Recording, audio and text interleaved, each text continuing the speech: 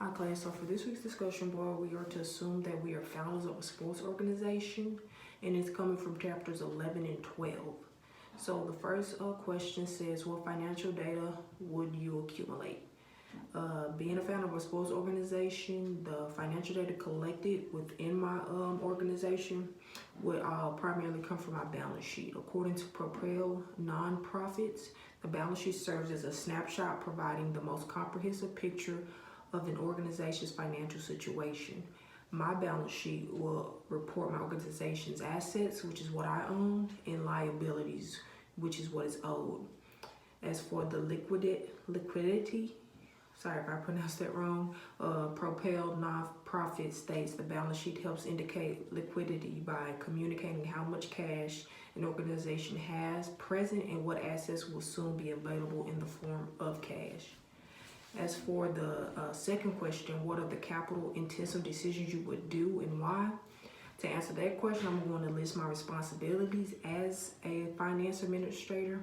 Within the sports organization, my role will be to 1, monitor all money coming in and going out, understand the organization's fundamentals, keep track of expenses, fees, donations, also cut unnecessary expenditures from the budget, inquire into matters when needed, know the organization's policies and regulations, view all previous financial statements, devise a specific plan and maintain it, remain up to date on all tax-related issues, and prepare reports and submit them to the appropriate personnel.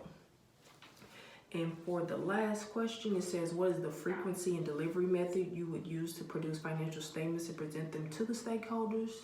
I did read an article published by the BC Campus. The first step in defining your communication plan is figuring out what kind of communication your stakeholders need for the project so they can make good decisions.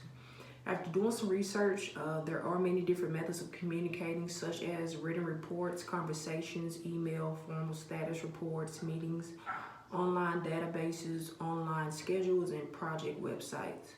Some examples I also found in the BC Campus article were synchronous communications. This will allow all parties to exchange communication all at once. Some of those examples include live meetings, which is gathering of team members at the same location, a conference call, which is a telephone call in which several people participate, audio conference, which is like a conference call but conducted online using software like Skype, and video conference. It's similar to an audio conference, but with live video of the participants or my stakeholders. And then I would also use IM, which is instant messaging, which is the exchange of text or voice messages using pop-up windows on the participant's computer screen. These methods will allow me to effectively communicate with my stakeholders, especially if we're not in the same area, state, or even if we're in different time zones. Thank you.